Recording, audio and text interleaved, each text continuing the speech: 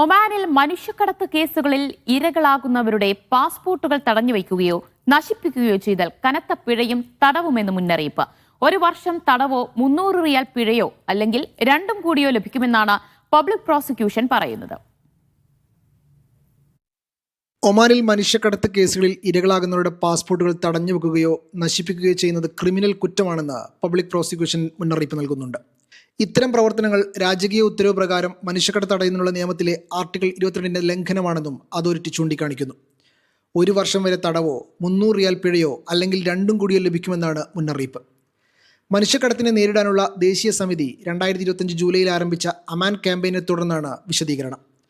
മനുഷ്യക്കടത്ത് കുറ്റകൃത്യങ്ങളെക്കുറിച്ചുള്ള പൊതുജന അവബോധം വർദ്ധിപ്പിക്കുക, പ്രതിരോധ സംവിധാനങ്ങൾ ശക്തിപ്പെടുത്തുക, ഇരകളെ പിന്തുണയ്ക്കുക തുടങ്ങിയവയാണ് ക്യാമ്പയിൻ്റെ ലക്ഷ്യം.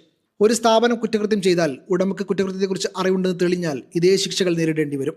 10,000 റിയാൽ മുതൽ 1 ലക്ഷം വരെ റിയാൽ പിഴ ഈടാക്കാനുമാകും.